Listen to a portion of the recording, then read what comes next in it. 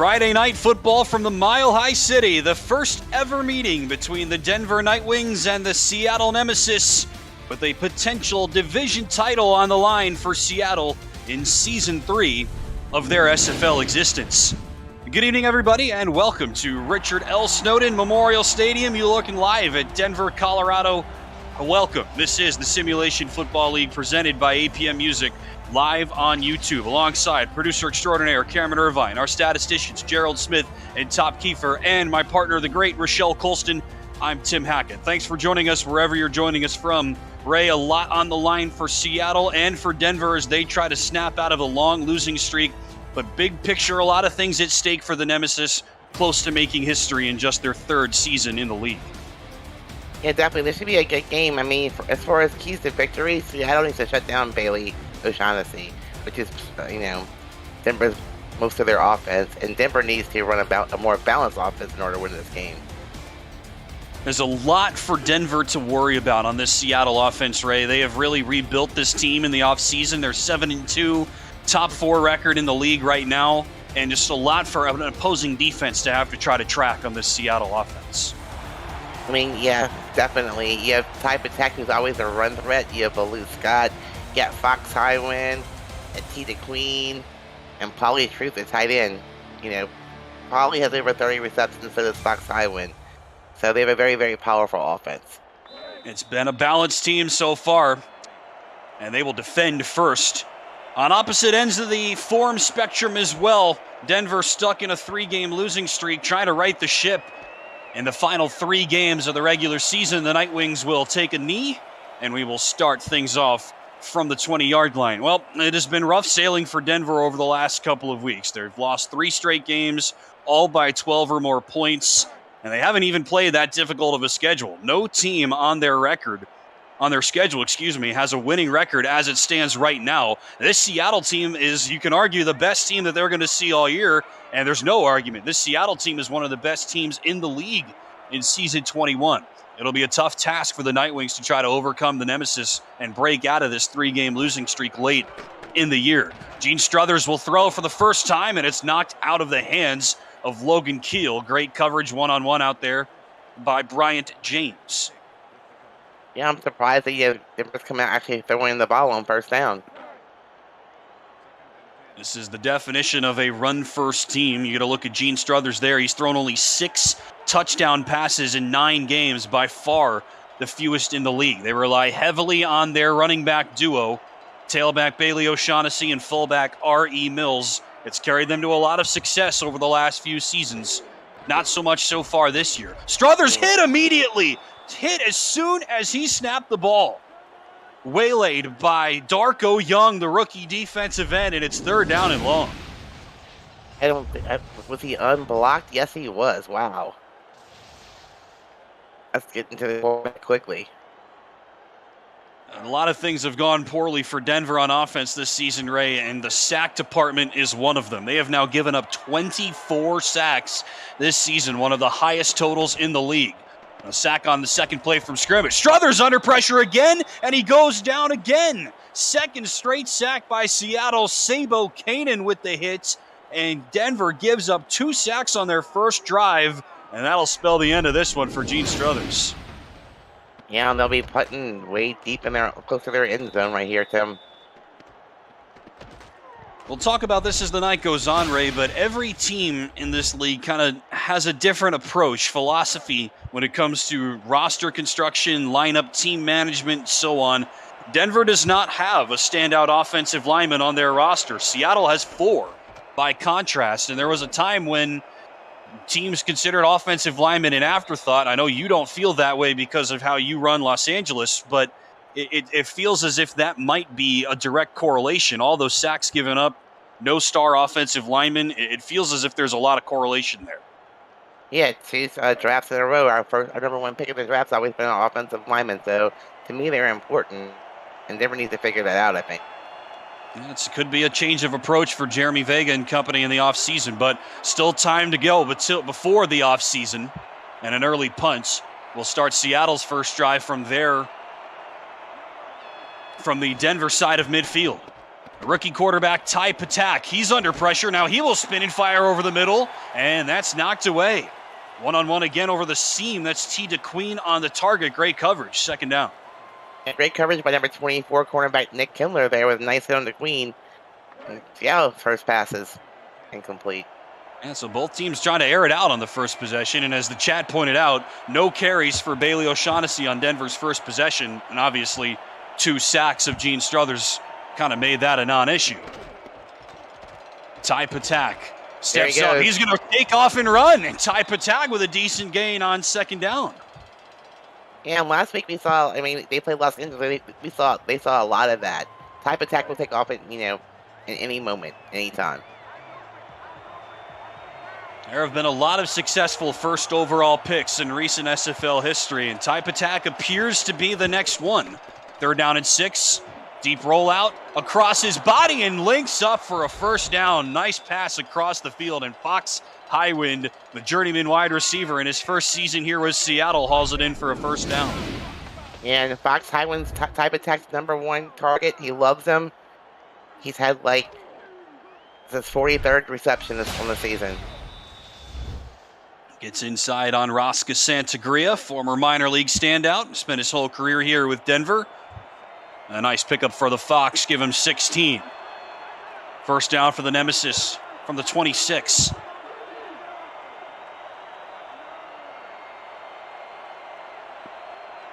Seattle sends a man in motion. That is tailback Baloo Scott. Now only 3 wides for Patak. And they'll pack the line. Patak will throw wide open over the middle they go. And Paulie Truth, the tight end, has the catch. You mentioned it off the top, Ray. This is such a varied offense. Patak gets a lot of different people involved. Such a balanced scoring load as well. It's hard to know who's going to get the ball next. He tends to get a Paulie Truth and Fox Highwind a lot. He'll be looking for those names to be called a lot tonight also. Now, Highwind is certainly the leader of the bunch, over 700 receiving yards. Nobody else has more than 400, except for Truth now, of course, who goes over 400 yards on the season with that 13-yard catch. First give for Baloo Scott. She's running the wrong way, and she spins back and gets taken down for a loss by Hugo Reynosa. We're in Denver, Ray. I think her compass wasn't calibrated properly. Maybe it's the elevation. Yeah, the elevation got to her head, spun her around a little bit, and then you run right into Hugo Reynosa. That's not fun, regardless of the record for Denver. Former standout tailback in his minor league days, now turning into a rock-solid defensive end for the Nightwings. Weird play. First negative play for Seattle. Patak will spin and fire, and Fox Highwind with the catch right on the magic yellow line. Hit immediately by Lucas DeVore. What a throw by Patak under heavy pressure. Yeah, Patak's coming out, picking up from last week where he left off. He's just finding his receivers and hitting them. What a dime, and with pretty much heavy coverage as well. Great catch by Highwind as well, who has spent much of his career as a number 2 wide receiver, but the opportunity here to be the feature man as the wideout for Seattle his first season with this team. First and goal now from inside the 2. Patak will roll out. He's going to take off, and he will waltz in. Touchdown, Seattle on a designed quarterback run for Ty Patak. I love seeing quarterbacks run, especially when you're first and goal on the 1 and you see a quarterback just walks into the end zone.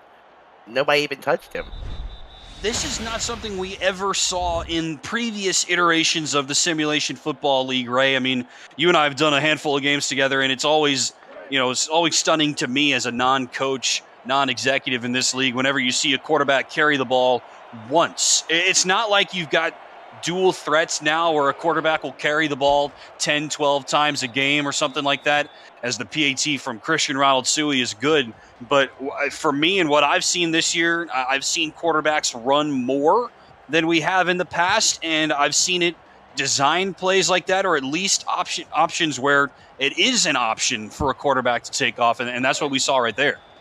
It definitely, it's very exciting to me also. This makes it more dynamic and a lot more realistic, I think. And Ty Patak, another dimension to this very, very good Seattle offense. Dylan Lewis, second-year returner on the return for Denver. And the Nightwings will start off their second drive, hoping it goes a little bit better than the first. Here is the offense for head coach Stefan Forge, who has taken over all of the coaching duties for the Nightwings this year. Gene Struthers is the quarterback, Bailey O'Shaughnessy the tailback, R.E. Mills the fullback. Wide receivers, Logan Keel, Jeremy Mosley, Dylan Lewis, and Alex Jackson. And a pair of tight ends in Chris Arthur and Keith Wheeler, both new to the league this season. Yeah, Denver's a very, very young team, so... Led by second season quarterback Gene Struthers, minor league standout into traffic and knocked away. Covered by TJ Frosty, the former Denver Nightwing was there. And you get a look at Bryant James, the former Indianapolis Rambler. Seattle did a ton of work in the offseason in terms of drafts and in the free agent market to kind of rebuild this team that struggled mightily over its first 2 seasons in the league.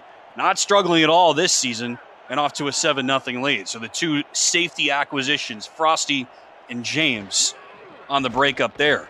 Struthers runs right into the rush again.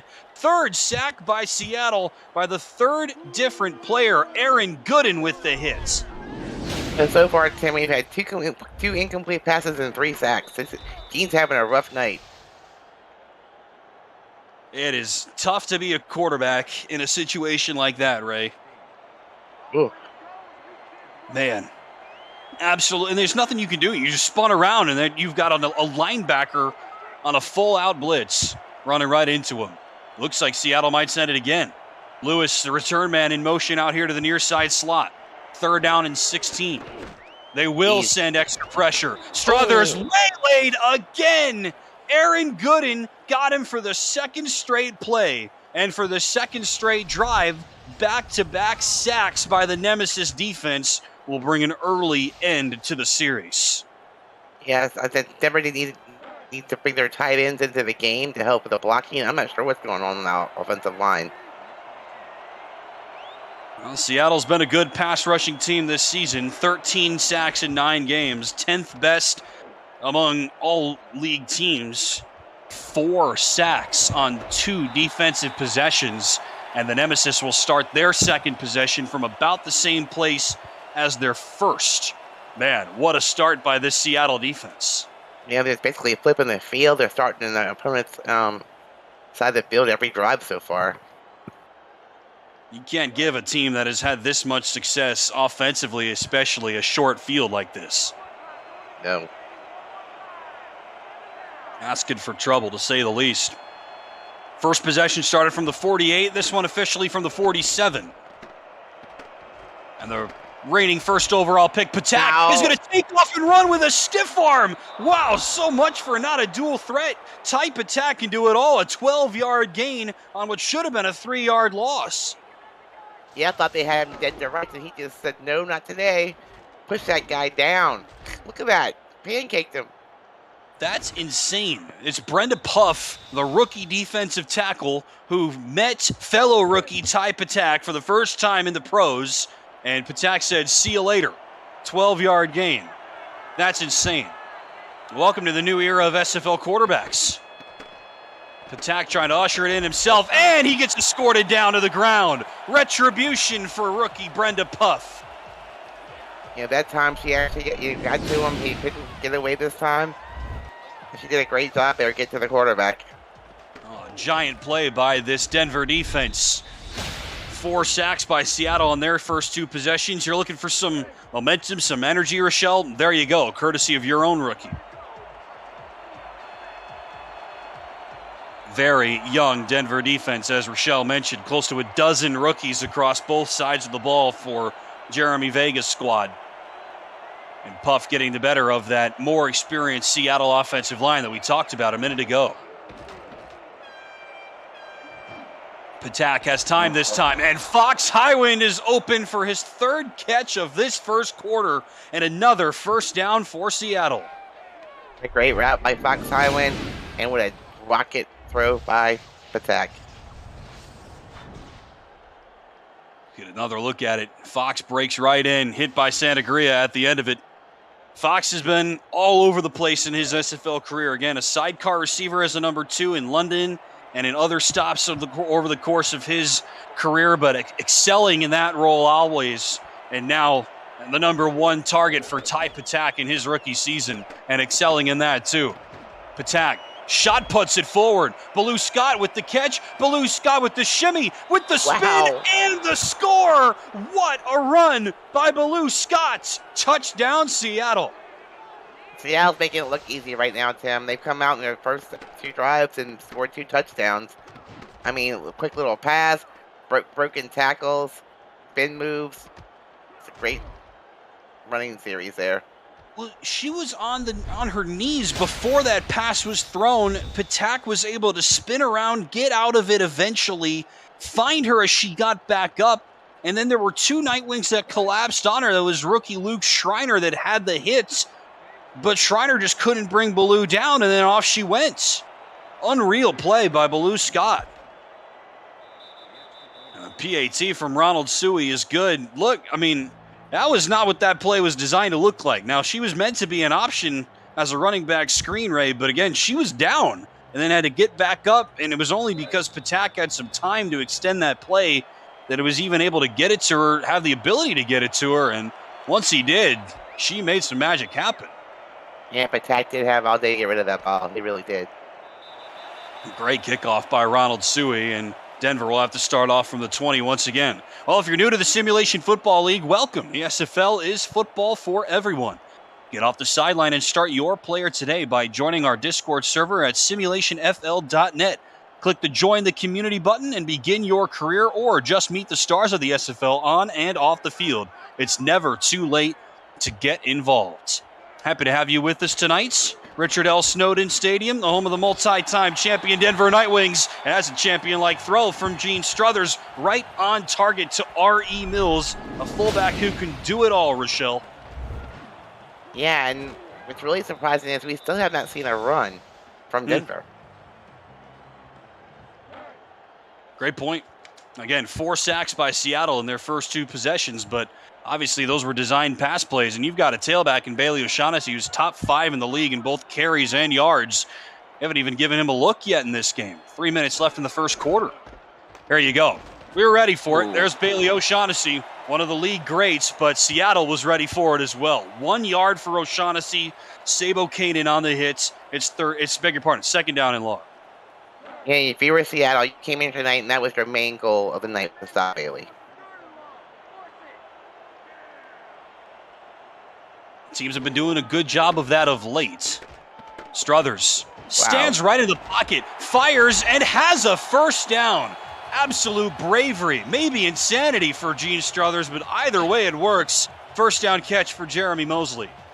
He stayed very composed there. The defensive lineman was right on top of him when he got rid of that ball.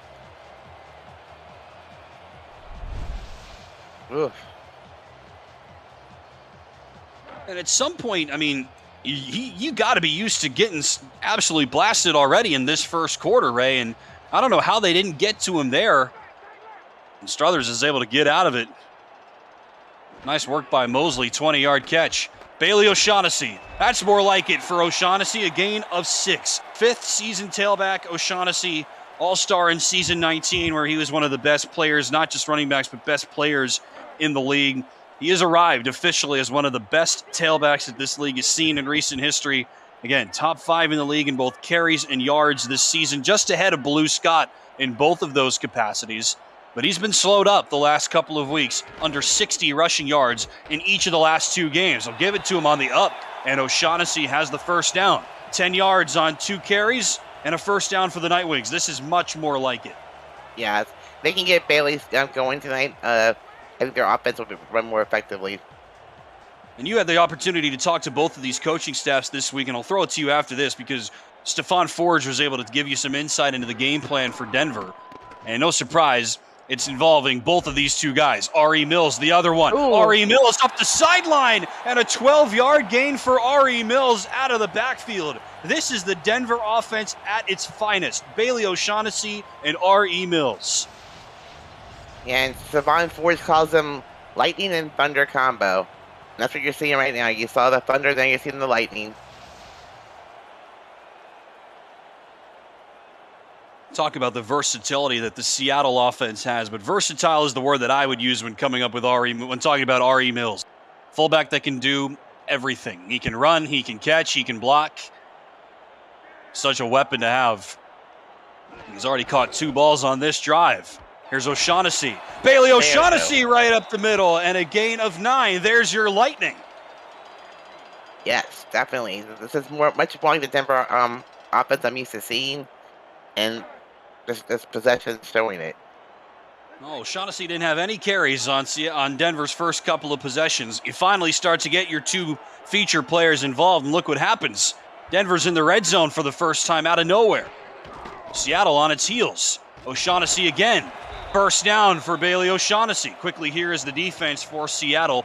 On the line, it's Darko Young, Sean Parents, and Aaron Stein. Linebackers, Matthias Citrion, TJ Harper, Sabo Kanan, and Aaron Gooden. Cornerbacks, Amar Bryant Jr., Daniel Valentine, Sammy Seatbelt III. Safeties, TJ Frosty, John Jones, Doug Day, and Bryant James.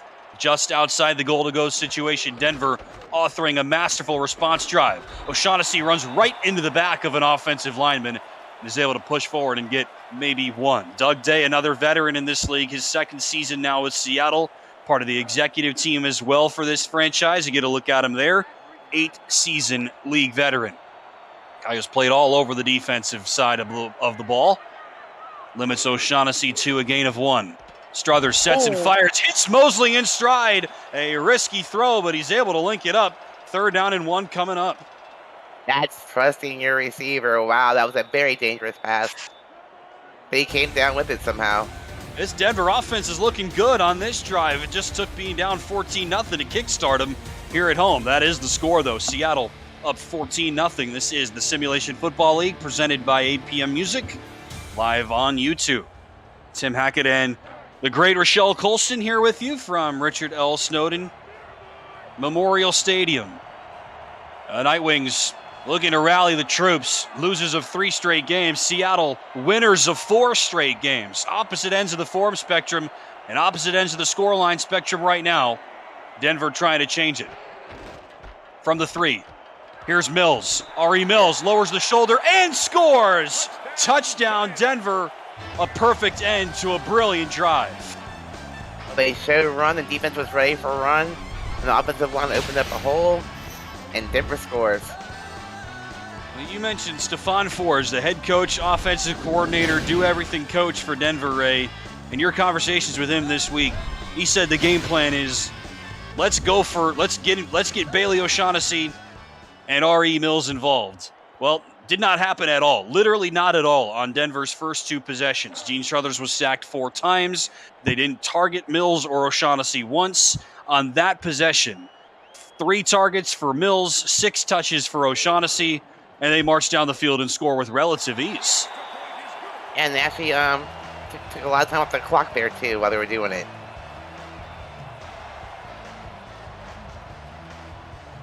Check the drive summary. 11 plays, 80 yards for Denver. Seattle's first 2 drives lasted 11 plays and went about 90 yards. Now, this is the Denver offense at its best. There's no question about it. Again, O'Shaughnessy and Mills, both among the best at their respective positions. And you got Fox Highwind returning kicks. What a unique team Seattle is. We knew that things were going to be unique in the new era of the SFL. Season 21, brand new game, a lot of new stuff to go with the league. And Seattle really the exemplar. In Season 21, Baltimore's decent, Vancouver's average, Mexico City's bad, and Seattle is really good. This is a team that won 1 game in its first season in the league, won 4 games last season, so a total of 5 over their first 2 seasons in the league. They're already 7-2 this season, and their only 2 losses are to Fort Worth and Alamo City. Probably the best 2 teams in the league, and indeed the only 2 teams ahead of Seattle in the current playoff standings. If the playoffs started today, Seattle would be the number 3 seed, and Fort Worth and Alamo City would be 1 and 2. Those are Seattle's only 2 losses this year, and they're leading here. What a throw from Patak, and a great catch leaning back by sophomore receiver John Fullerton, his first grab tonight. Wow, and I mean, Ty Patak's just using all of his weapons right now again. I mean, you never know who the ball's going to go to. That's just what stood out the most to me. Been looking at the stats before this game, Ray. I mean, Patak has thrown 13 touchdowns. That's 6th most in the league. All of his standout receivers have caught at least 2, and Pauly Truth, the tight end, has caught 3. He's the team leader with 3. They've got 6 receivers that have caught either 2 or 3 touchdowns. Talk about spreading the wealth. Here's Baloo Scott, who can do quite a bit of work on the ground. Breaks out of a tackle. Can anyone stop her? Unbelievable. Touchdown, Seattle. Baloo Scott with a rushing touchdown. This team can do no wrong.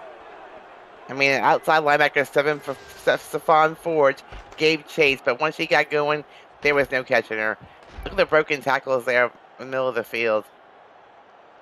Well, I think her compass has been calibrated, Ray. That was Baloo Scott's second carry of the game. Remember, her first one on Seattle's second scoring drive went for -2 yards because she started running back toward her own end zone before she ended up getting hit by Hugo Reynoso. So that was a loss of 2.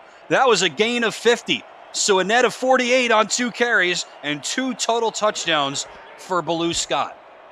And that's only Seattle's 13th play of the game, and they have 3 touchdowns. That's unbelievable. And it's not like, remember, they started across midfield on their first 2. Denver's got to be thinking, what else do we have to do? They go on an 11-play, 80-yard drive. They look great, executed in just about every way. And then Seattle, 2 plays, 71 yards. I mean, they're scoring, and they're scoring quickly. Oh, no. This return. Oh, Denver trying to get something back after that give up. And a nice return for the Nightwings. Alex Jackson, the rookie, with a flag to boot. Our first penalty of the game. This could be important. It's clipping. Against Denver on the return. Go figure. Well, now's as good a time as any. Let's go to Cameron Irvine in the studio, our first game break of the night. Thank you, Tim. I can't believe what I'm seeing in San Diego. Johnny Pickler to Mateo Privado, the fullback, who just as we were going to game break scored his 4th touchdown of the half. 35-3. Wow. San Diego, everything rolling tonight for Seattle. Back to you in Denver. Cam, thanks very much. Well, wasn't expecting that department. San Diego dominating Vancouver right now late in the first half as Gene Struthers' pass sails incomplete. We've been teasing at this all evening so far, Rochelle. Might as well bring it out to light.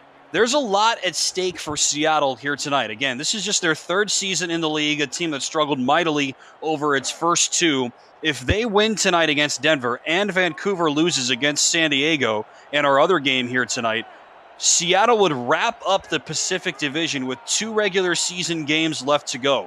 No team has ever won the Pacific Division besides Vancouver in the current iteration of the league, and Seattle, in just his 3rd season in the league, is looking very much in business to do that. What a throw from Struthers! Feeds it between 2 defenders right to Jeremy Mosley. Denver's not going away quietly here, Tim. They're still in this, and they're making great progress right here on this possession. Spun him around. That is Amar Bryant Jr., standout 3rd-year corner on the coverage with TJ Frosty, the former Nightwing, right behind. And Mosley has been brilliant in this game. Look at his numbers. A former tight end for this Denver team, flexing out to join the wide receiver ranks on what is a very young team aside from him. His 8th season in the league, and his longtime partner Logan Keel in his 10th season in the league. Other than that, the pass catcher's very, very inexperienced at the professional level. Cool. Struthers, and as he throws, checks it down to O'Shaughnessy. O'Shaughnessy's able to get out of the hit, and Bailey O'Shaughnessy gets the first down. How did he do that? I don't know, but I'm very impressed with Gene Struthers' composure in that pocket because the defenders were just coming at him. He managed to get the throw off, and then Bailey just does his thing. Well, pressure against an opposing quarterback, even if you never actually get home, that can help a quarterback to see ghosts. If you're under duress the entire game, even if you never actually get sacked, that can make a quarterback start to second-guess himself. What we've seen is that the opposite has happened for Struthers. He has been sacked 4 times in the first quarter, but even after that, he has stayed composed, and he's shaken off the pressure, which is inevitable. Here it comes again. Struthers is only able to check it down and hit R.E. Mills for a gain of 4. The resilience and the resolve from Struthers, even after just a nightmarish first couple of series from his offensive line, it's been impressive to see him rebound from that. And when I spoke to Type Attack before the game, he said he They definitely were going to bring pressure on the quarterback all night, and that's what they've been doing to him. Yeah, the goal is, in Ty's words, were to heat Gene up, and I certainly think that the heat is on a cool Denver evening. They pressure him immediately, and Mosley falls back to make a great catch. He bails Struthers out there, but Struthers had to do all he could just to shot put that one away. The defender was right there again. I mean, there's one guy getting through the line every single time untouched. Unbelievable. That He's feels number like 55. it's Sabo Kanan in there. We've already seen him with a sack. Aaron Gooden's got 2 as a linebacker. Mills will get the carry on 3rd down, breaks through Aaron Gooden, and gets the 1st down. While Denver's number 44 beats Seattle's Bryant James, powerless to stop R.E. Mills. And the standout fullback has the 1st down carry. And Denver's doing a good job of mixing it up here. They're throwing the ball, but they're still going to their, their playmakers, Bailey and Mills. 5 touches now for Mills, 7 for O'Shaughnessy. Neither had a single touch over the first 2 possessions. Both ended in 3 and outs for Denver. There's Logan Keel. We talked about him, the veteran wide receiver. 9th season now for Denver, in motion this side. Struthers hit as he throws behind his target, bounces out of a couple of hands and sails incomplete. It was Mosley ultimately who was that target. And a couple of other players in the area. Chris Althor was there as well for Denver, but it will be 2nd down. Yeah, not only that, but there are like 3 Seattle defenders right next to him too. Seattle has excelled in all phases of the game this season. Great offense, very good defense, better than it has been. Denver trying to exploit it, though. Struthers has time this time, zips it over the middle, and Jeremy Mosley has his 5th catch of the first half. It'll be a 1st and goal for the Nightwings. Jeremy Mosley is making it look easy. What a game he's had before tonight. I've been a fan of Logan Keel over the course of his career, Rochelle. I think he's been kind of underrated. He was a standout, back in Denver's glory days when they were, had those back-to-back 11-1 seasons, won the league championship. So, if you're a longtime, fan or member of this league like you are, then people know who Logan Keel is. But how about Jeremy Mosley? Again, former tight end, now a wide receiver here this season for Denver, and he is showing out tonight. 76 yards on 5 catches. Struthers will throw. Hits Mills in the breadbasket. Mills with the stiff arm, and R.E. Mills has his 2nd touchdown for Denver. The Nightwings are not going away. It's definitely not going away, but and they're also doing these long, methodical drives. I mean, Seattle scores quickly. Denver kind of takes their time, runs a lot of plays, moves the ball on the field. 2 different kinds of offenses out here tonight. 2nd methodical drive for Denver. Look, Ray, this team has struggled over the last few weeks. Again, 3 straight losses, all been by 12-plus points. It's not like they've played the schedule that Seattle has this season by any stretch. The Nightwings are in a struggle, but like Stephon Forge told you this week, you just got to find something to get yourself out of that malaise as a team. And look, you're still trailing right now, obviously, after a tough start, but there has been a lot to like for Denver on the offensive side of the ball once they're able to get Struthers off his tail and get the ball out of his hands. It definitely, Sabo Cannon's been giving him fits all night long. Here comes Highwind again. Having Fox Highwind as a return man almost seems unfair. How good he can be down the sideline, and now you're going to put him up the middle of the field returning kicks as well. He's been a great player in this league for a long time, and he was a standout running back in the minor leagues, and turned into a wide receiver here in the pros. Again, he's played for a handful of teams over his career, but everywhere he's gone, he's made an impact. London, Mexico City, the list goes on, and now here he is in Seattle as the feature target for that man, Ty Patak, the most recent number 1 overall pick in the SFL, living up to the billings so far. 6th in the league in quarterback rating in his rookie season. And now he gets swallowed up. 2nd sack by Denver, fighting fire with fire in this game. That's big number 78, Robert Brady, coming in from the defensive end position, making type attack peg. The Seattle offensive line has been good this year. Haven't mentioned them yet. Matty Mack and Will Stevens with Ethan Kai and Clarence Carver only gave up 6 sacks through 9 games. Top 10 mark in the league, but 2 sacks by this Denver front so far tonight. It's not been a strength of their team on the other side. Patak has time. Baloo Scott spins outside, and a nice gain for Scott. The rest of the offense for Seattle, you've heard from most of them by now. Ty Patak, the quarterback. Baloo Scott, the tailback, with Dean Jackson at fullback. Wide receivers, Fox Highwind, T. DeQueen, Gus Scott, Christian Bacigalupi, and John Fullerton. And tight end, Paulie Truth. 3rd and 7 here for Seattle. Let's see what they do. Longest third down attempt they've had in this game. Patak sets and throws and knocked away. Gus Scott was the target. Great coverage by Raska Santagria, who hasn't had a featured role in this Denver defense in recent seasons, but he comes up big there. First third down stop by Denver tonight. Yeah, I mean, great job by Denver, forcing a 3 and out from Seattle. Things may, a minimum may change a little bit here, Tim. Seattle only had to attempt 1 third down on their first 3 drives, which, as Ray mentioned, been touchdowns. So Seattle punts it away for the first time. Lilac Butte, who's been the punter every season for this franchise, nice kick. And Denver with an opportunity now to capitalize on the momentum that they have started to churn up and potentially move down the field and tie this game. For all the league highlights, photo galleries, major and minor league stats and leaderboards, community content, and so much more, check out the league's website at www.simulationfl.net, presented by Football Shift. Stay up to date and explore our past, present, and future. Well, this appears to be a matchup of past and future. And Denver is a historic franchise in this league, 2-time league champs, struggling recently, and Seattle, the team of the present right now for sure. O'Shaughnessy gets 4. Go ahead, Ray. And finally, Denver gets decent starting field position for the first time tonight. No doubt. After that punt from Butte. First ever matchup between these two franchises. Not really a surprise. It is only year 3 for Seattle, as we said, and they're playing every team in this division, and of course, working the other way as well. Denver has seen all of Seattle's Pacific Division foes this season. It's a minimal success.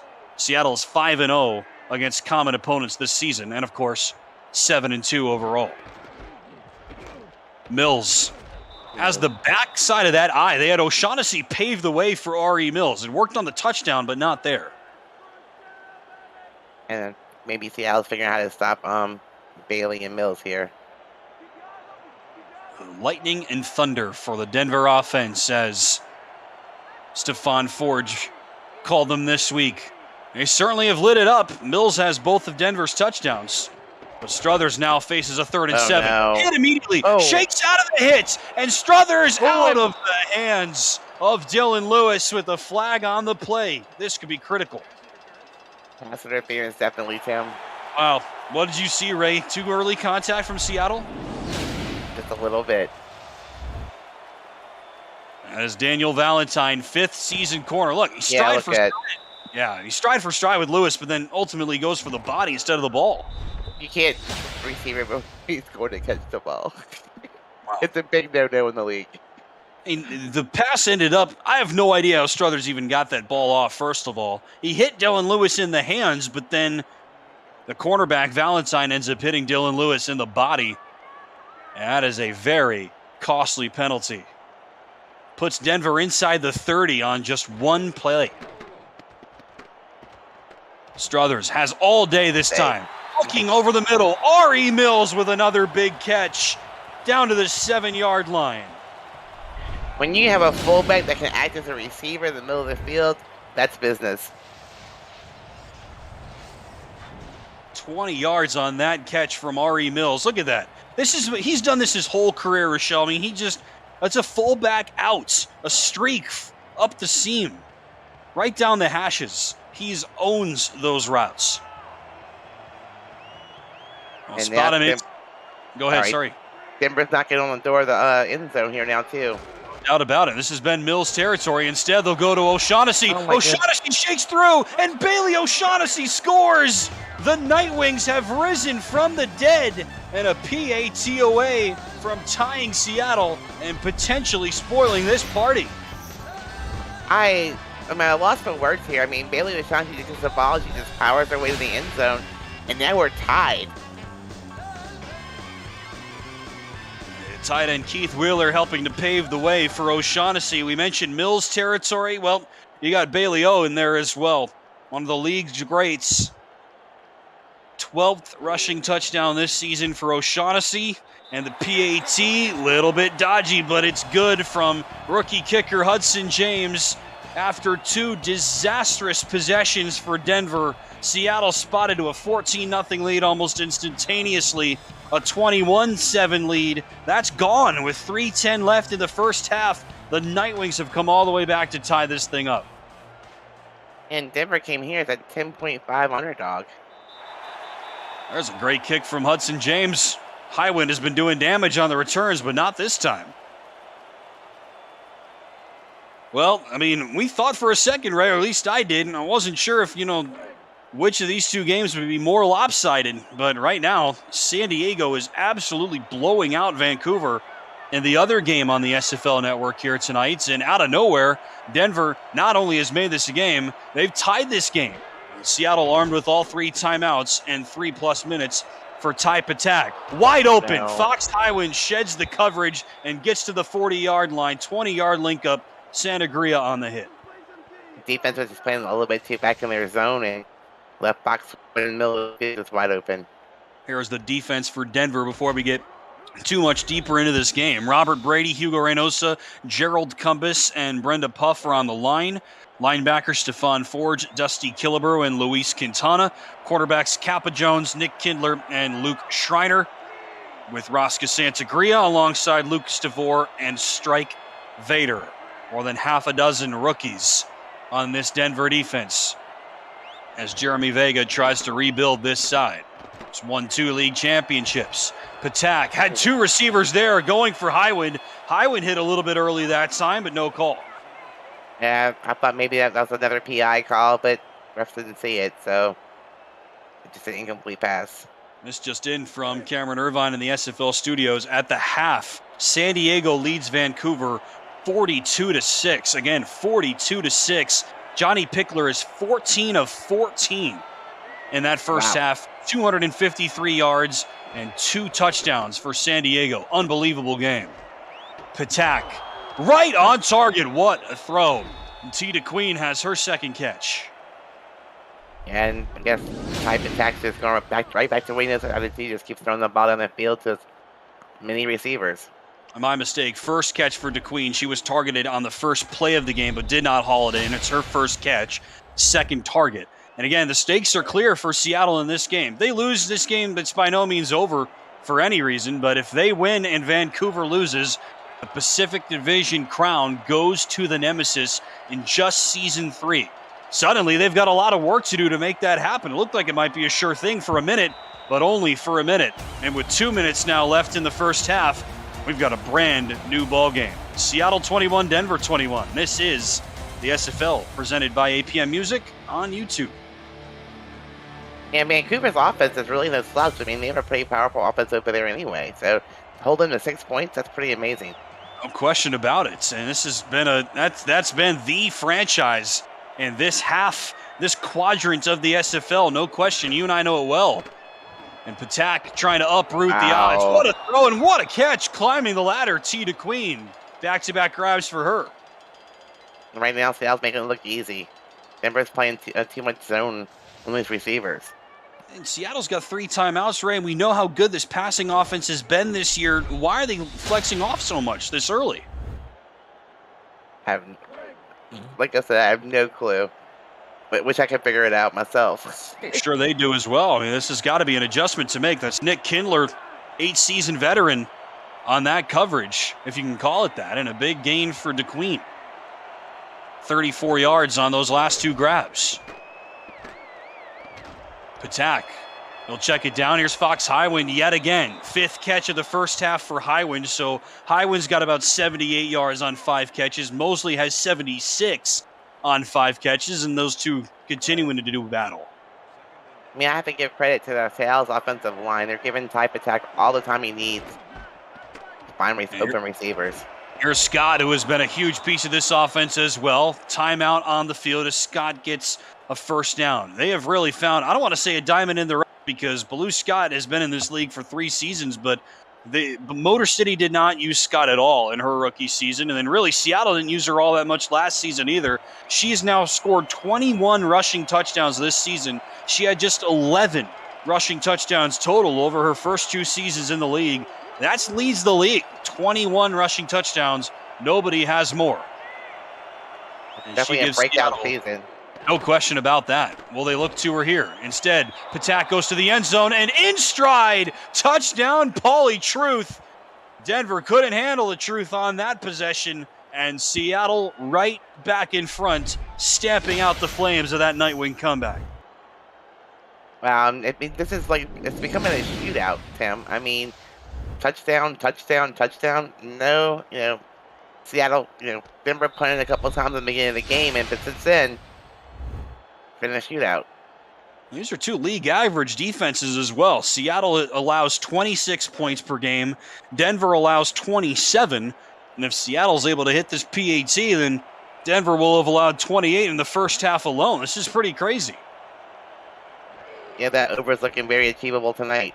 No doubt. And how about the other side? I mean, Seattle has had a brilliant offense. They're 4th in the league in points, 3rd in the league in yards on offense. In their first season in the league, they were dead last in both. So talk about the growth from Ethan Kai and company from year 1 to year 3. They've doubled their points per game. Now, there's still a couple of games left, so that can change, but in their first season, they averaged 16.5 points per game. This season, they're averaging 33.3, and they've scored 28 in the first half against a solid Denver defense. The Denver offense has struggled this year. They're only averaging 23 points per game, bottom 5 in the league, but here they are, 21 points through 2 quarters against a decent Seattle defense, and the offenses have come to play. 2 very different shows, but it's been an entertaining game regardless. And so far, the quarterbacks are pretty even. I mean, Patak's 12 for 15. Struthers is 11 for 15. They both have pretty clean games so far. No interceptions. So, I mean, both teams doing their job out here. Just goes to show you what a quarterback in this league can do, and they actually have time to throw. I mean, Struthers was sacked 4 times. Patak has been sacked twice, but when they've been able to stay upright, they've been doing not just good things, but great things. And their teams have helped them out. 1 minute left. Does Denver have a response? Well, right on cue. Not a good pass at all from Struthers, and it ducks out to the sideline. 2nd down. Now, it's definitely a little rush and not a very good pass at all. That's what we talked about, the pressure, even when it doesn't really come. And Struthers actually had time for maybe the 3rd play in this game to think about things and just rushed it a little bit. Too used to feeling the heat from all these Seattle defenders. Oh, they're right on him immediately, Sheldon, and somehow Struthers able to fling it out. It was Mills in the area. 3rd down and 10. Yeah, Seattle's doing a much better job with their secondary, staying close to the receivers. Denver's playing too much zone on defense right now. Look, 50 seconds left in the half. If Seattle gets a stop here, they're going to get the ball back, and we know how good their offense is. They could score again. Wow. They've scored every drive except for one, I think. Exactly, and that's more than enough time for them. As Struthers passes nowhere near anybody. That was Logan Keel in the area saying he was held up a little bit. And look, we just talked about how solid Struthers had been when he had time, but 3 poor passes under pressure almost every time. Yeah, but not a good possession at all from Denver, especially considering the time. Right now, you're going to give the ball back to Seattle with 46 seconds and 2 timeouts. That's the thing. Let's see what they can do on this return, because this is potentially dangerous for the Nemesis. Good punt. And Highwind on the return out to about the 34-yard line. So 66 yards from the end zone. Ronald Suey is coming into his own as a kicker for Seattle after a tough start to his career. So you don't need a ton to get into his range. You've just gifted Seattle the opportunity to score more, stamp out all the positive momentum that Denver accrued over the course of this 2nd quarter. If Seattle goes up 2 scores here, it'll be a tough hill for Denver to climb in the 2nd half. Especially when you're giving the ball right back to him after halftime.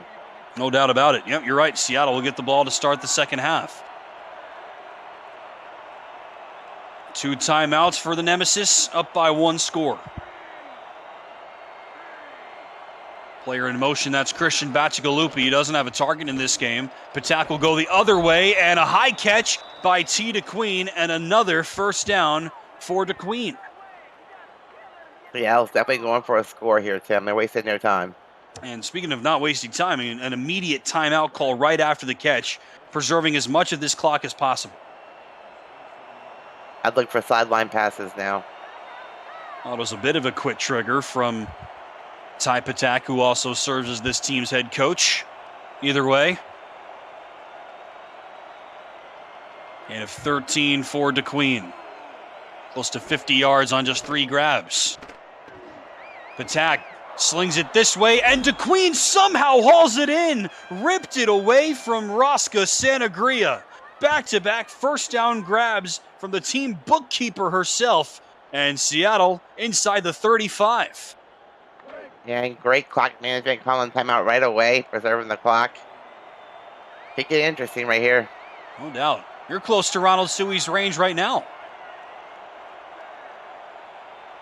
And Seattle does use its final timeout. And DeQueen coming in motion again. Do they dare go through her once again? Patak will roll out to his right. Patak surveys, looks for Highwind, and swatted away. Good coverage that time from Denver. Battening down the hatches, and Lucas Devora with the stop. That time, Denver had 4 defenders in the area. Nice play on defense. We mentioned the zone coverage that Denver was playing a lot of in that previous drive to their detriment, but you've got such a diverse offense with so many weapons for Patak to choose from. You risk rushing him and leaving somebody potentially uncovered, I think is the calculus for any defense. Patak, top of the screen. DeQueen will get the catch and will get the sideline to stop the clock. Great awareness by the Queen to get out of bounds and stop the clock there. 5th catch for DeQueen, unofficially at 73 yards. Highwind's 5 of 79. Mosley 5 of 76 on the other end for Denver. Some pretty unique balance by those 3 players. Almost the exact same stat lines. Here comes DeQueen again. Very much in field goal range now. But 3rd down and 3, Seattle wants more. Potentially put a bow on this one in the first half. Patak's knocked away. Linebacker Stephon Forge, the head coach of this team and the quarterback of this defense, flailing back, making the stop. 4th down for Seattle. Second time they tried to throw the middle of the field, and the second time, incomplete passes. Great defense by Denver there. There's Christian Ronald Suey, who missed 5 field goals over his first 2 seasons in the league. Perfect so far this season, and a nice hook shot on that long drive. Ronald Suey now 12 of 12 on the season, and Seattle does capitalize on this late drive. That one looked a little iffy to me at first, but, somehow it fell in between the goalposts. I don't know if it caught a thermal here in the late Denver sky or what, but I'm with you, Ray. I was prepared to see that one go right, but either way, Ronald Suey able to slide it in. And now a steady kickoff as well. He's been great at these. Leaves this one short, though, and returnable for Denver's Alex Jackson. Jackson out to the 35-yard line, and that's going to give Denver, I think, enough of a hope, Rochelle, to maybe do something here with 5 seconds left. How risky do you dare get if you're Denver here? I think I was Denver. I think I just run the clock out, go down, go to halftime, 10 points down, and hope my defense can hold them after halftime. I'm with you, but look, at the same time, your ground game's your best weapon is if you're Denver. So, I mean, you don't need to go for a Hail Mary. He's more likely to get you 65 yards than anybody else. You have a point there. They They're gonna will throw it. Yeah, no, Shaughnessy's not out there. Struthers is going to loft it up. Logan Keel was there. He got a hit. And it falls incomplete. Not a bad play after all of that by Denver, but it does fall to the turf. Seattle rights the ship, spotted Denver a 14-point lead, but the Nemesis recover and take a 10-point edge into the halftime break. Seattle 31, Denver 21 after 2 quarters. Rochelle, I mean, we weren't sure what to expect in this game, but after 2 quarters, great contest between 2 squads on opposite ends of the form spectrum. Yeah, Denver's doing a good job staying in the game somehow. I mean, they have long drives. Seattle's been scoring quickly, and they get the ball back after half, so let's see if defense can hold here. Look, I mean, really impressive mid-half rally from Denver. The Nightwings were completely left for dead. Offense was stuck in chicken grease, and then Gene Struthers and company, led by Bailey O'Shaughnessy and R.E. Mills, got it on track. Down 21-7, they then scored twice in a row to tie it at 21, but then that guy, Ty Patak, and the Seattle offense rally the troops out of that and strike twice in the final couple of minutes of the first half to build this 10-point lead back up. Impressive performance, I think, by Seattle after giving up that 14-point lead. Yep, let's see. Denver needs to come out here and get a big stop here, though, and get the ball back to their offense. Seattle will start with the ball. They're wearing their breast cancer awareness uniforms, black, white, and pink, with Denver in their home blacks. Seattle's won 4 in a row. If they win 5, that will lock up the Pacific Division for the first time in franchise history. Fox Highwind on this return, out to the 26-yard line. Happy to have you with us tonight. Friday Night Football from Denver, Colorado. Tim Hackett and Rochelle Colson with you in the booth. Top Kiefer and Gerald Smith in the stat truck. Cameron Irvine behind the scenes. Stakes are clear for Seattle. They're 7-2. Still 2 more games left in the regular season after tonight. But if they win this game and Vancouver loses, the Pacific Division belongs to the Nemesis. Ty Patak's first throw of the second half, too tall for T. DeQueen, but there will be a flag once again, and it will be pass interference once again. Yep, a couple of penalties in this game, a couple of pass interferences. Defenses are getting kind of aggressive, I guess. That's I don't know about that. Yeah, I don't know about that one either. The ball already sailed through her hands by the time the hit came. Late hit, maybe, but, I mean, the ball was already through her hands. That's why we don't wear the stripes, Tim. Yeah, no question. I don't look good in stripes anyway. Oh, free 20 yards on that penalty for Seattle. 15 yards at least. And Ty Patak will check it down. Oh, and immediately hits is the fullback, Dean Jackson. Welcome to the ball game. You get your first touch, and he's immediately thrown down. You get your first tackle for loss at that. As rookie linebacker Luis Quintana. Certainly not his first tackle for loss. He's now got 13 on the season, which is tied for the team high. Impressive number for a rookie.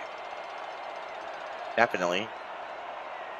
Has moved DeQueen in motion quite a bit as this game is worn on. You see her there.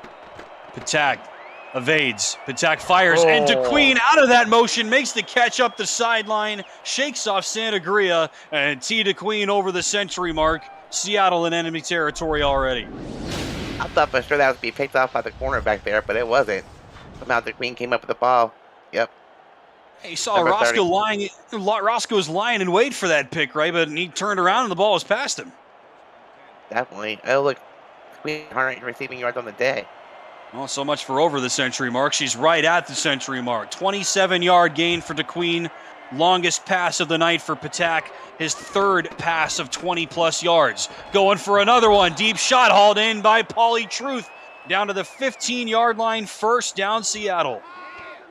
Well, Seattle looks like they're going to hurry to score here now. Wasting no time on the field whatsoever. No kidding. Wasting absolutely no time. That's kind of been their MO of this game. I mean, we've had a good offense, but I mean, I wasn't expecting this quick of a quick strike. Their longest possession, looking quickly through our drive summary from our stat team, Ray, their longest possession has lasted 7 plays. I know. That's it.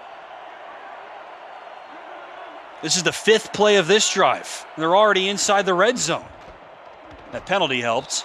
And Baloo Scott will have the first negative play of this drive. That is Stephon Forge on that hit. We just talked about Quintana tying Forge for the team high in TFLs, and Forge reclaims that title. It's actually get back to the line of scrimmage, but I didn't think so. Yeah. All right, so Forge will have to protest that one afterwards. No gain rather than a loss of a half yard. And Forge now flashes back. You see him there in coverage moving inside the 10. Patak alone under center. Wow, look at the time. Spin move, and that time goes by the wayside.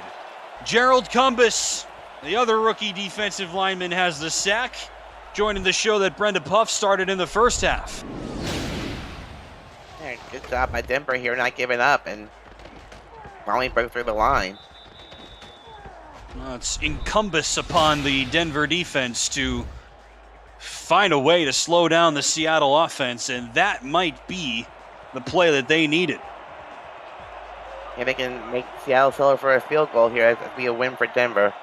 This will be the 7th play of the drive for Seattle. Tie for the most they've had in a possession tonight. 3rd down for Patak. End zone, no. T. Queen, touchdown. Easy does it, and the Patak attack in full form.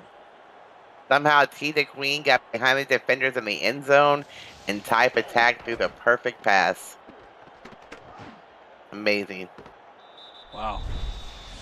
Wide open. Lucas DeVore collapses way too late, and T. Queen has had a killer game tonight. Now safely over the century mark. Her 3rd receiving touchdown of the season. Put that one in the books.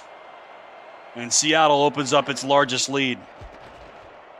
Yeah, Seattle just has too many weapons. I mean, Fox Highwind, T. Queen, Polly Truth, Lou Scott. Just too many. It's weird, Ray, because I don't have the great grasp of the full league standings. I mean, Fox has had a nice season. He's 10th in the league in receiving yards, 716, 15th in catches. Those are both great numbers, obviously. I don't know if those are all-star numbers by himself.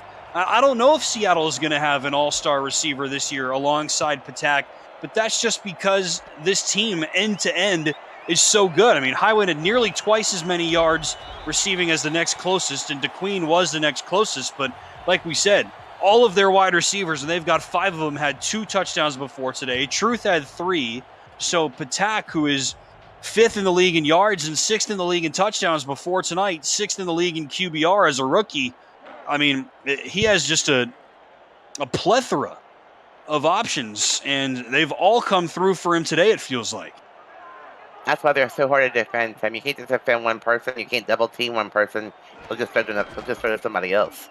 Bailey O'Shaughnessy has only been able to watch all the work that he and R.E. Mills did to get Denver back in this game. Remember, it was 21-7 early in the second quarter, and then Mills and O'Shaughnessy both scored to tie it at 21 apiece, and since then it has been all Seattle. They scored the last 10 points of the first half, marched down the field on the first possession of the second half, and score again. 17 unanswered by Seattle to build up this margin. Gain of 7 for O'Shaughnessy. Here's Mills. Ooh. Pull back give, and stuck immediately by T.J. Harper.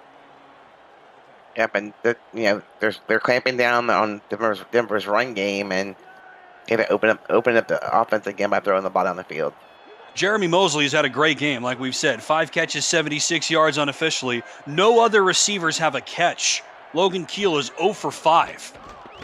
Might have to go their way here. Out of the hands, and that stretch will continue for Denver. Keith Wheeler, rookie tight end, was wide open. Rochelle, he couldn't bring it in. It's 4th down.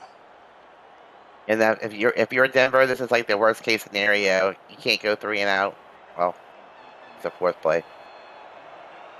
They're going to have to punt it here, right? You can't risk going for it here at this stage. No. Yeah, there will be a punt. I mean, like you said, ill afford to go 3 and out here, but that's exactly what Denver does. Returnable here, never mind. Fox Highwind gets blown up. Should have been a fair catch. Instead, he gets waylaid by a rookie, Luke Schreiner. Now, liking the game so far, then smash that like button and subscribe to the channel if you haven't already. The SFL produces over 400 events a year.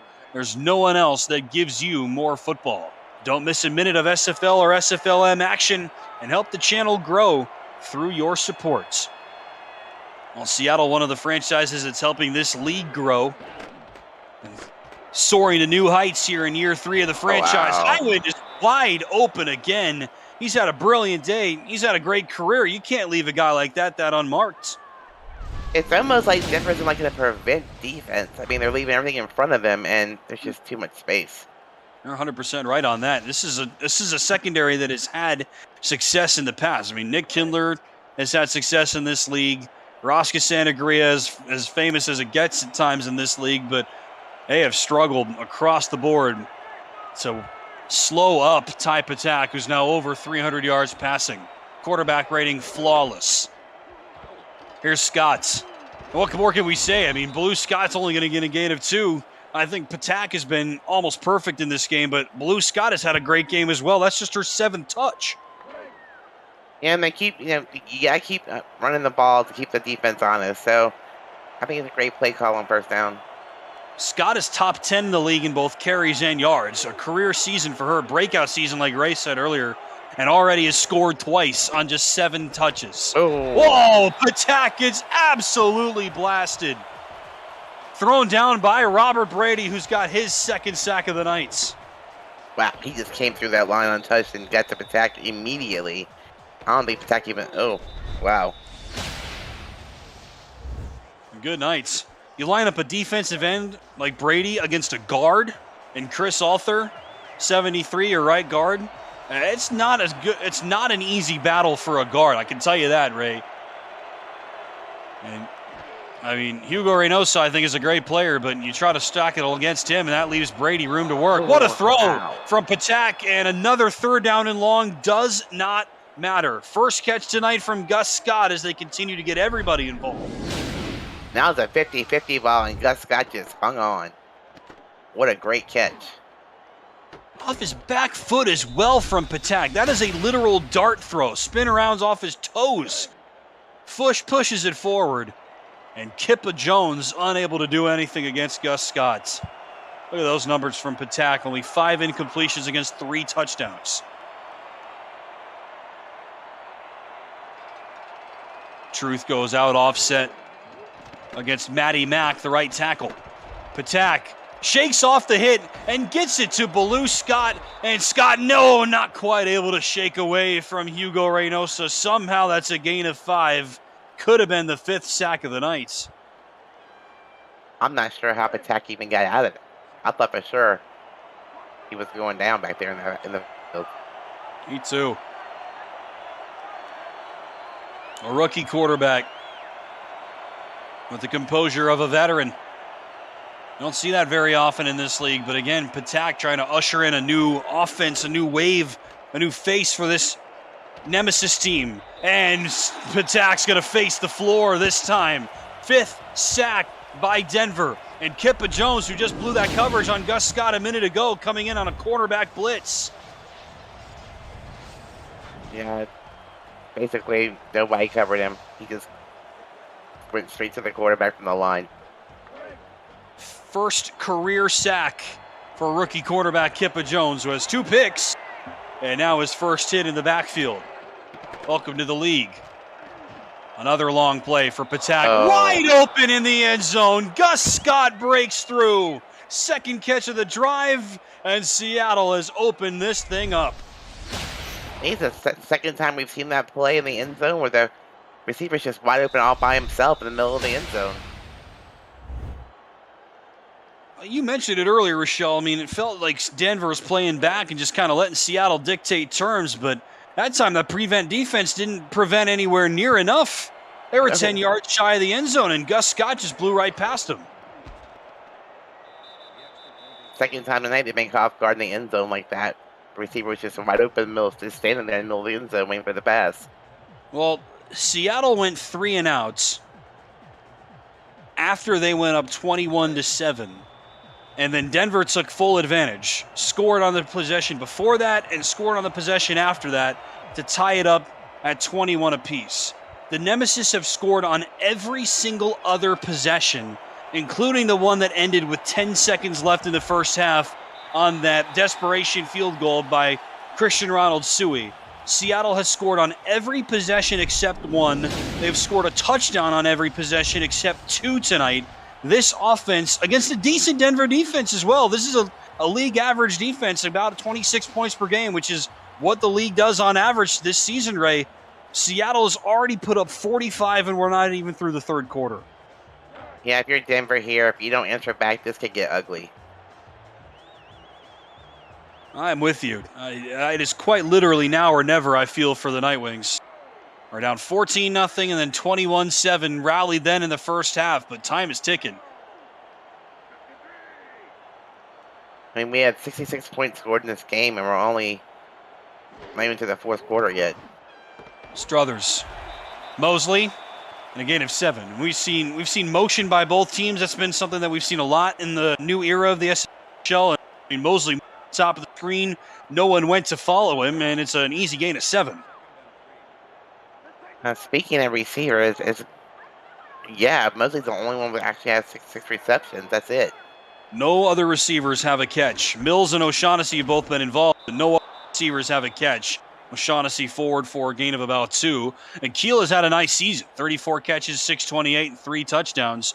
He has been Struthers' go-to guy. Talking about Logan Keel, he's had about a fifth of the catches, about a third of the yards, and literally half of Struthers' touchdowns. He's only thrown 6 this year. 3 of them have gone to Logan Keel. So far tonight, those two guys are 0 for 5. Struthers when targeting Logan Keel. It has been Mosley, and that's it in the passing game. Mills is open down here on this bottom side on 3rd and 2. Instead, they'll hand it off. O'Shaughnessy shimmies forward, and Bailey O'Shaughnessy with the first down. Clutch pickup from the superstar tailback. If you're Denver, you can't afford to keep having these long drives like you've been having. You have to learn how to score quickly here, because your clock is not your friend.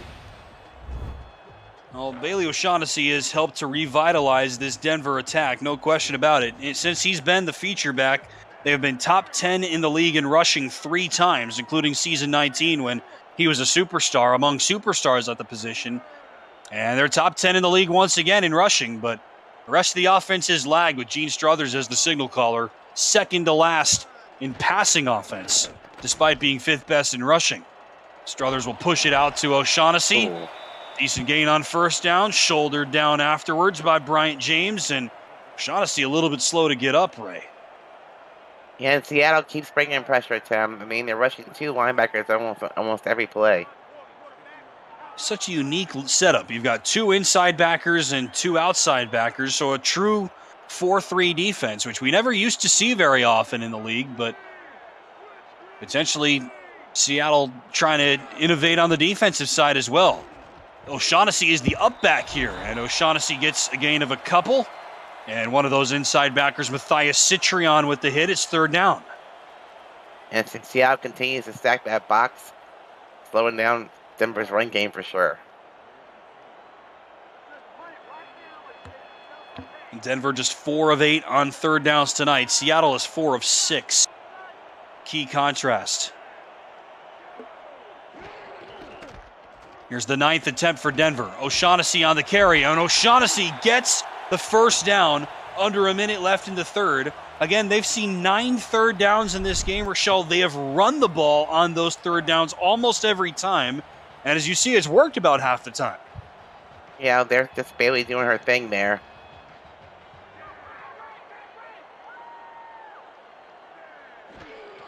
O'Shaughnessy trying to get untracked personally as well. As Struthers feathers it in somehow.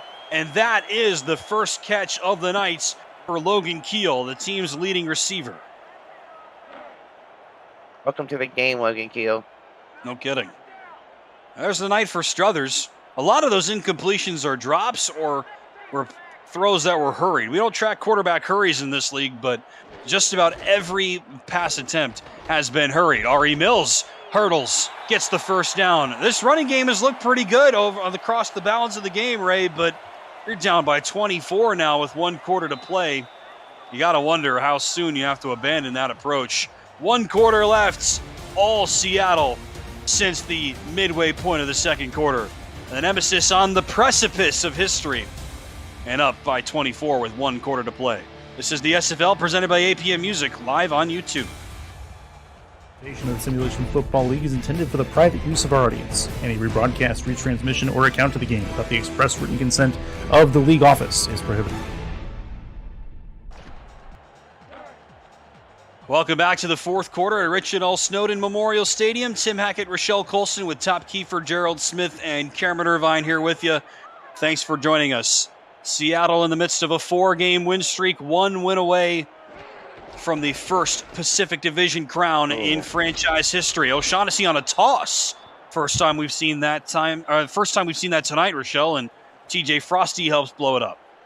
Yeah, this is going to be the 10th play of this drive, Tim. I mean, Denver's not in a hurry, it doesn't seem like. And Denver's had a handful of drives, I should say, 8, 9, or 10 plays. Against Seattle's topped out at 7. They've been highly efficient. And number 10, Struthers. Wow. Into a different area code. Now he's going to take off and run, doing his best type attack impression. And somehow Gene Struthers, from 6 yards behind the line of scrimmage, ends up 6 yards beyond it and gets a decent gain. Yeah, I mean, he had all day. I guess he couldn't find anybody open, so he just take it by himself and just run down the field. He ran 15 yards to gain 6. It'd be like that sometimes. And Struthers is going to lose all of that progress. Another sack by a blitzing backer. Aaron Gooden eats him up. Yeah, they've been giving him trouble all night long. The linebackers for Seattle have been rushing that passer quite often tonight. Kanan and Gooden, the outside linebackers, 55 and 56, have combined for 3 sacks. And that is the storyline early. 4th and 11, and Denver's going to kick it right. Yeah, I don't blame him. Rookie kicker Hudson James knocks it through. Nice kick for the rookie. He has been a busy man this season. That is his 21st field goal attempt this season, 3rd most in the league. He's only 17 of 21. It's actually the worst field goal percentage in the league at 80%, which sounds brilliant, but when you've got guys on the other side like Ronald Suey who are now 12 of 12, then that 80% is going to look pretty bad. But look, you're going to grow from that as a rookie kicker. And remember, Ronald Suey missed a few when he was a rookie as well, and what was a dismal season for Seattle back then, but those days are long behind the nemesis, it feels like. Decent return. That's not high wind on this return for Seattle, and it is Christian Bacigalupi. It has been impressive to see Seattle come into its own this season, Rochelle. You and I have seen them quite a bit, either up close and personal or from a distance. They thought they were ready to take the league by storm in their first season. Season 19, that was the Vegas convention. And they kind of were in for a rude awakening. They got handled in their first game ever as a franchise. They won only 1 game that season. Improved to 4 wins in Season 2, which is a pretty good improvement, all things considered. And they are 8 minutes and change away from doubling last season's win total from 4 to 8 with 2 more games left in the regular season. Just year 3 for Ethan Kai. And they're not going to go from worst to first. I don't know that Seattle's going to finish first in the league, but worst in the division to first in the division is almost a sure thing at this point. Impressive turnaround as Patak links up with T. DeQueen. Once again, another first down for DeQueen. And Tim, on the last drive, Denver used 4 minutes and 45 seconds off the clock. I mean, just not very efficient to settle for a field goal. To score 3 points, right? Look at that from Patak. Perfect quarterback rating, 4 touchdowns against 5 incompletions. The only blemish for Seattle on offense is all the sacks they've been giving up. Denver's not that great of a sacking team, and Seattle's offensive line has been very good this year. And Denver's beat them a few times in that capacity, but that's pretty much their only strength. And they're Scott's bringing been good. They show blitz again. Sure do. And Patak's under pressure, gets out of it, and hits Pauly Truth for a first down. We said Denver's been able to get to Patak a couple of times, but Patak, more often than not, has been able to avoid and stay alive. He's so good at moving in that pocket, Tim. It's hard to chase him down sometimes. It has been impressive to see what Patak has done. We've talked about, first overall picks in this league. They've been pretty good in recent history. Mike Ryan, Brody Gulch, to name just 2 on the defensive side, but it is tough to see. It is rare to see rookie quarterbacks succeed, and Denver could certainly attest to that. Ooh. Patak nearly gets hit, but checks it down to Baloo Scott, and Scott is able to get a couple. I mean, look, Gene Struthers was a standout minor league quarterback and really struggled last season as a rookie. This year, I don't know. I mean, jury's out. I don't know if it's much better for Struthers and company in Season 2 compared to Season 1, but again, we typically see quarterbacks struggle to acclimate, but maybe it's something about Patak running his own offense. He is the coach of this team, and part of the reason why this team brought him in as the new quarterback, and not the first time that we've seen a franchise in this league go that route. Scott on the give. Lou Scott, and she's been a big reason why this team is Shell, a breakout season, as you correctly said earlier. Attack is showing great composure, showing great awareness, knowing the defenders are there, dumping the ball off when he has to. I mean, I'm very impressed with him in his rookie season. Yeah, it's my first time seeing him in person, and the numbers, again, they speak for themselves. A quarterback rating of almost exactly 100, sixth best in the league as a rookie. Quarterback rating tonight is perfect. Cannot do any better than what Patak has done tonight. Here's Scott. Blue Scots. No way. Can she do it again? Yep. She will. She breaks off another hit, and Blue Scott has her third touchdown of the night. You can give the Nemesis their crown right now. Definitely. I'm not sure what the score is in the other game, but Seattle's definitely coming home with this win. It's not pretty over there either, Ray. That's all I'll say. Okay. Would you believe it if I told you Vancouver is losing by By how many? 40? Oh, no. Yeah.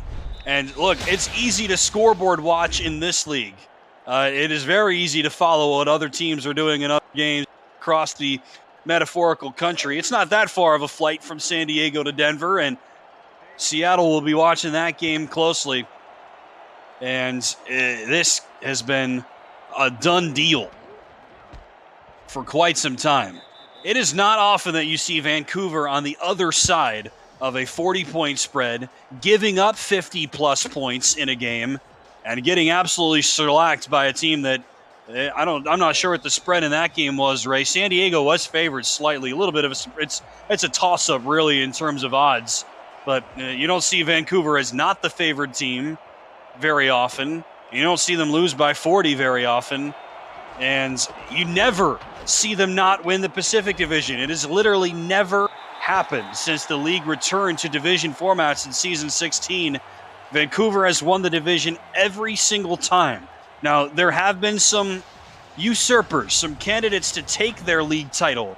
Los Angeles was a leading candidate for about a season or two when they first came over from Chicago. Vancouver was able to hold them up.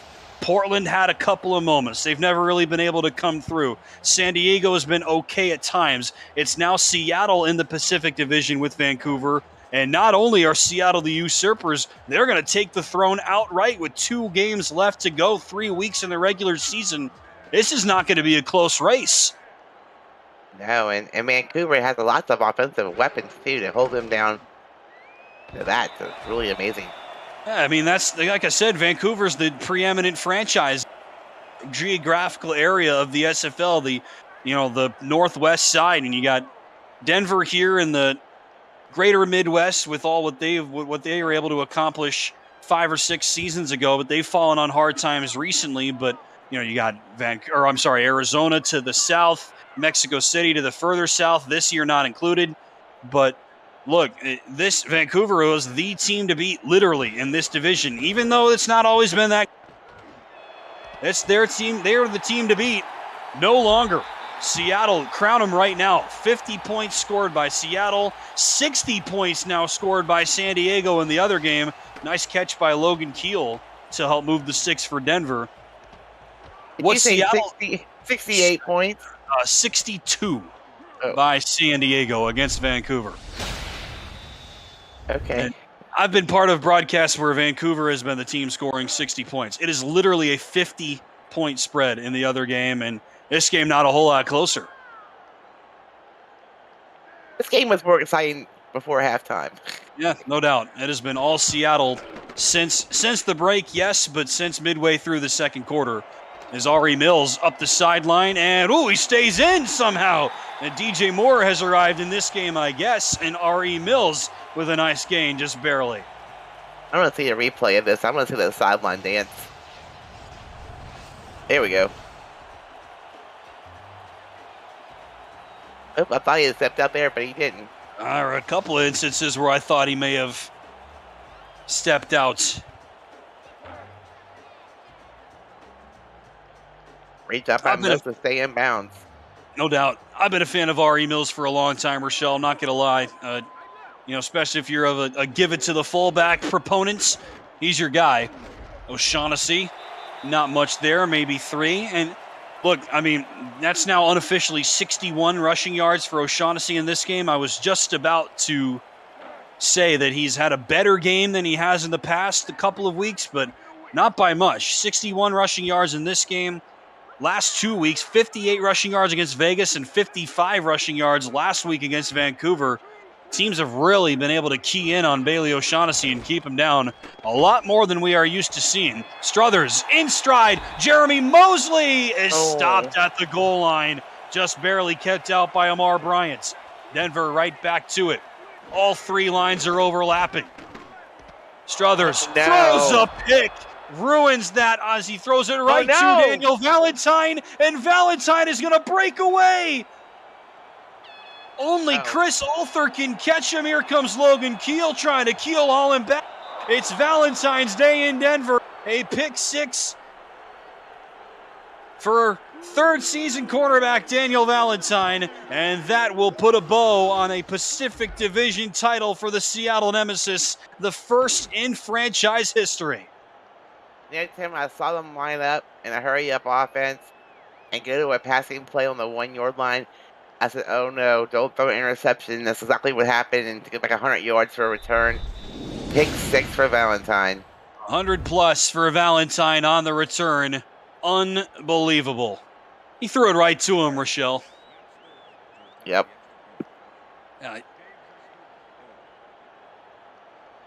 I'm with you. Such a great catch by Mosley. Literally stopped inches short.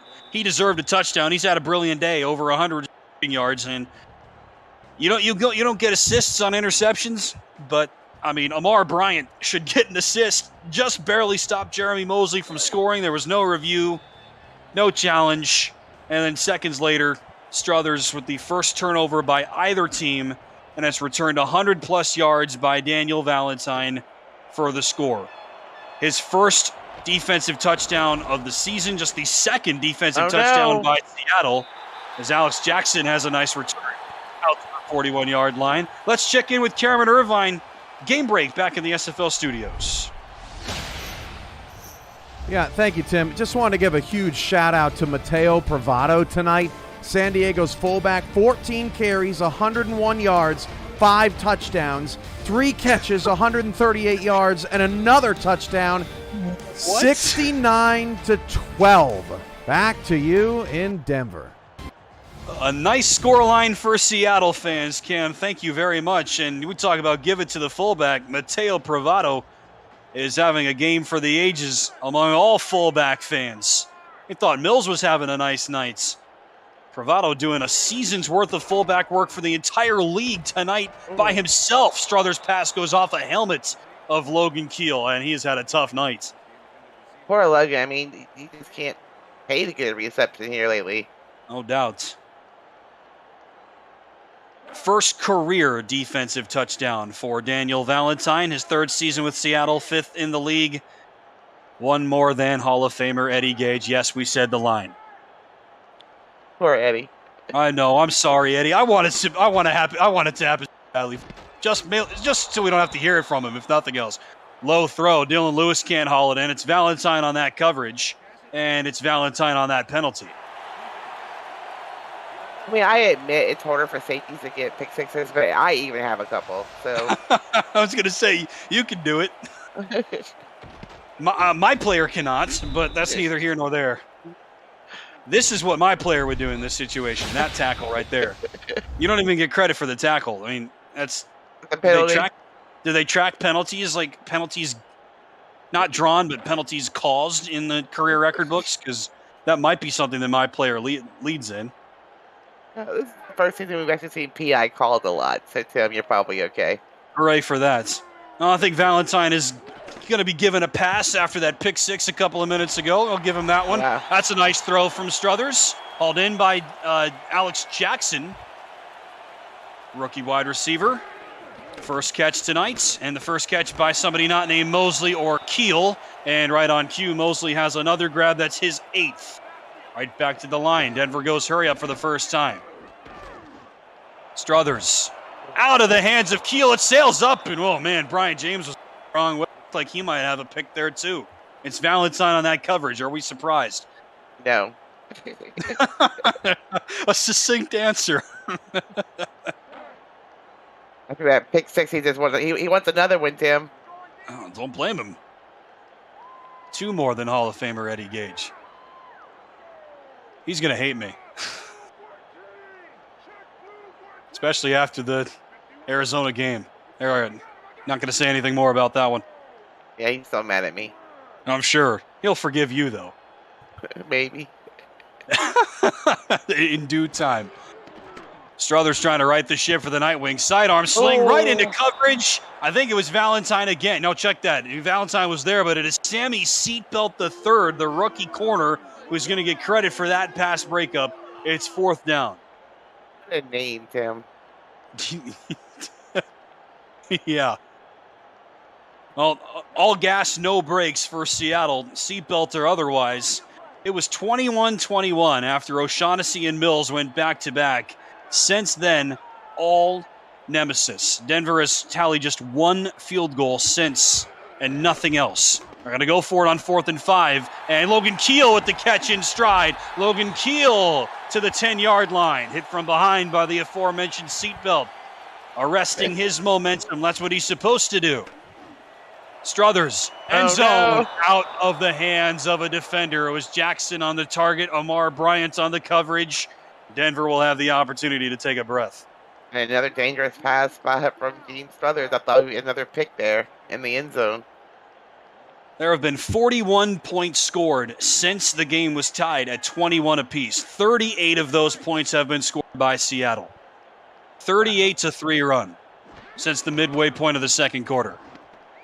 Struthers, end zone, and intercepted by Valentine again. A flag does come out, but Valentine's got his second pick in the same area of the field. Nope, pass interference.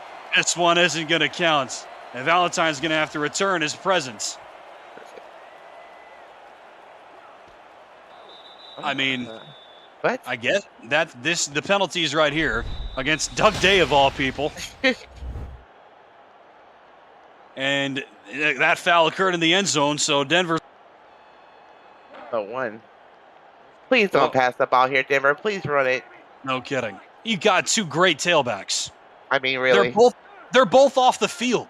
Oh, no. Just give it to O'Shaughnessy. This is a lock. Mills is a lock. Instead, Struthers is just going to take it himself, and that'll do it as well. Well, that's a lock as well on a play like that. Gene Struthers with a rushing touchdown, and that snaps the scoring streak for Seattle. Okay, that caught me totally off guard, Tim. Yeah, look, I mean, I'm not as involved in this league as you are in terms of personnel, coaching, playbooks, behind the scenes, all that stuff. You know much more about it than me, and much more about it than many people. But look, even I can tell. That's not a play that we would have seen even last season. Yeah, there was a couple quarterbacks that might run once or twice in a game, but that was literally a designed quarterback run, and Struthers and the offensive line executed it perfectly. Simply would not have seen that last season. Dreaded onside kick, Tim. And we wouldn't see this much either.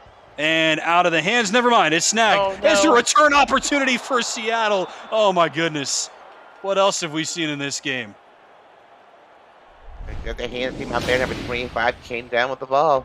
Hands team coming in clutch. There have been 100 points scored in this game exactly. I'm mad that I missed that at the moment. And the Butler did it, nearly bobbled it. Instead, is able to hold on to it and secure the possession and secure the win for Seattle. Their most points that Seattle has ever scored in franchise history earlier this year against Arizona, 44-38. They have never scored 50 in a game. They have certainly never scored 60 in a game. And they have never won the Pacific Division, but they're 3 minutes and 18 seconds away from doing that. I think that's a given, Tim. They're going to win this game. I think so, too. Oh, but they're not... Oh.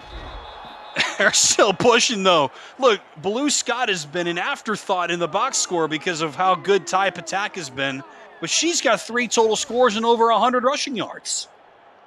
Yeah, and I think over the season, Seattle's got away from the rushing game and going more to the passing game, but you can't forget Blue Scott's out there.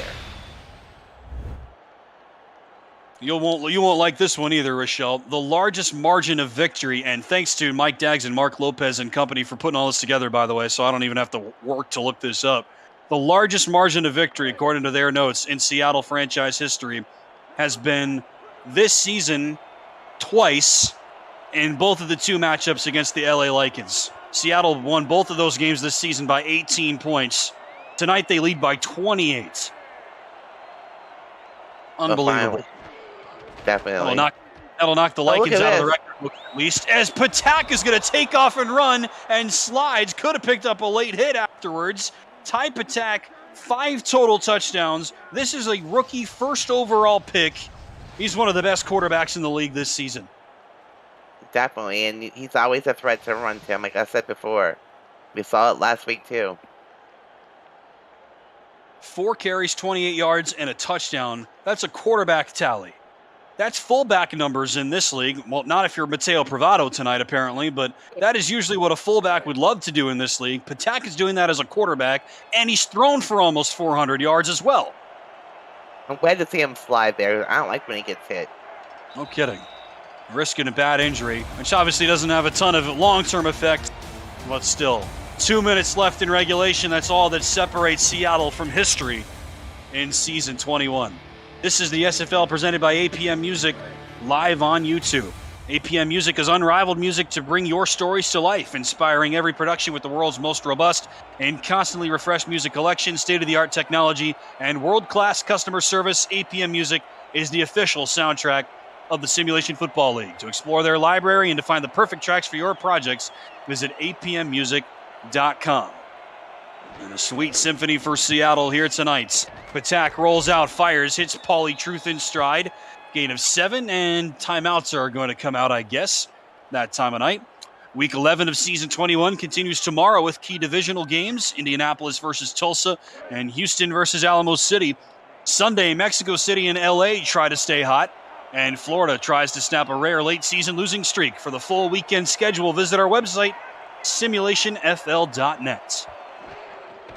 From the 9, Patak rolls away. Patak's going to take off and run, and he gets the first down as he throws down Dusty Killebrew en route.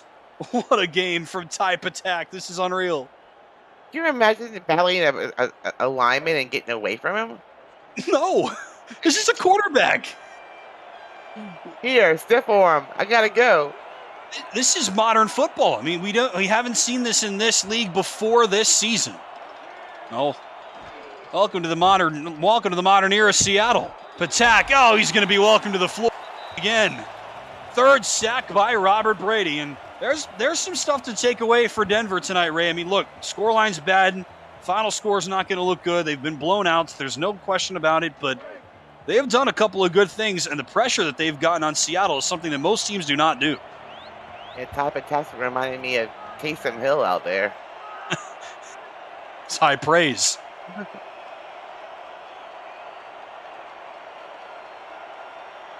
Highwind is in motion. Is anybody going to cover it?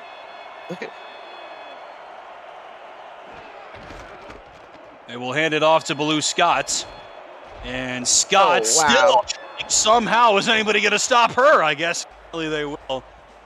Blue Scott was a complete afterthought as a rookie in Motor City. Again, you know, such a unique team there. They pass it all the time when they feel like it, as you and I well know. But they didn't use her at all. And now she's coming over here to Seattle. She was kind of a sidecar feature last season, and now she is a main attraction. Again, leads the league in rushing touchdown and has added to that total with 2 more tonight. Look at that total game. She's been brilliant. 9 carries. Unreal.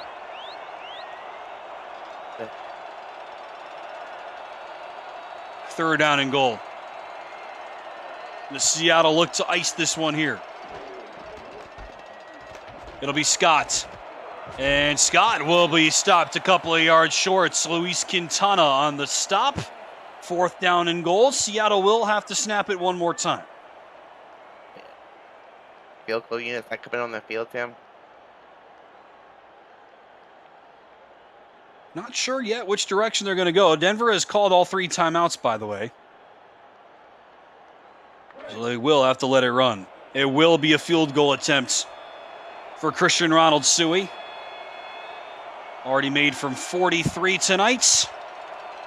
And the third season kicker tries to stay perfect on the season. High snap. And Sui, 60 points for the first time for Seattle. And they are 20 seconds away from their first ever division crown.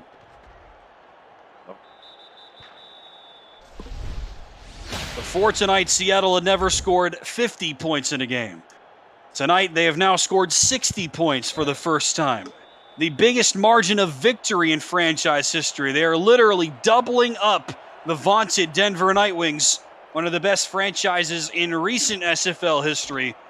But opposite ends of the form spectrum, and both of those runs will continue tonight. Denver's going to lose its fourth straight. They've all been by double figures. Seattle is going to win its fifth straight after winning just 5 games total over its first 2 seasons in the league. It is a new era in the SFL in season 21, and the Pacific Division have new champions.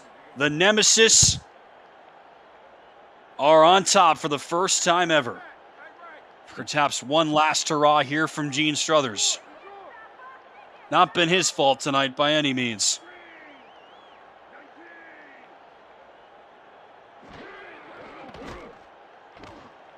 Struthers. Oh, a diving catch by Jeremy Mosley.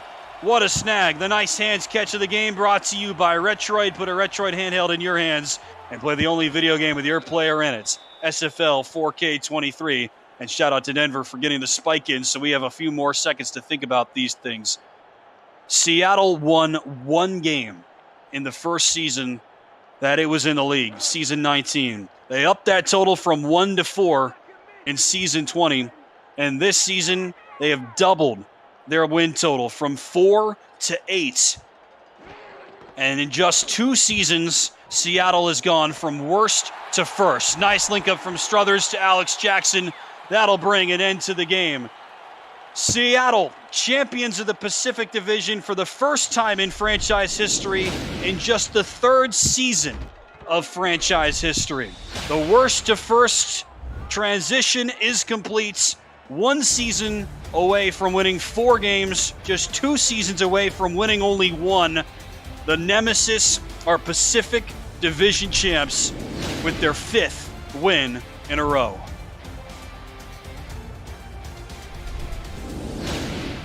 The Legion have finally been dethroned, Rochelle. I'm not sure we expected we'd ever see a team do it, and that's been the team to beat for years now. Literal years. But Seattle, in just their 3rd season in the league, they're the team to do it, and there's still 2 games left in the regular season. This division belongs to the Nemesis here in season 21. Looking at the stats, Seattle finished with 504 total yards and 1. Wow. Patak just off of a career high in passing yards. Great game for Mosley in the law. T to Queen, a career high 136. Ty Patak, 5 total touchdowns. Baloo Scott, 3 total touchdowns. A franchise record in points. A franchise record in margin of victory. And the first ever Pacific Division crown for the Seattle Nemesis in just their 3rd season of existence. The Nemisphere has soared to new heights here in season 21. Seattle Pacific Division champs. That's going to do it for us here, for all of us here at the Simulation Football League. Gerald Smith and Top Kiefer, great job on stats. Cameron Irvine working hard behind the scenes. Hope you have an easier weekend this weekend, sir. And for my partner, Rochelle Colston, I've been Tim Hackett. We'll see you next time. Until then, so long from Denver. 4 more games coming your way tomorrow as Week 11 of Season 21 continues.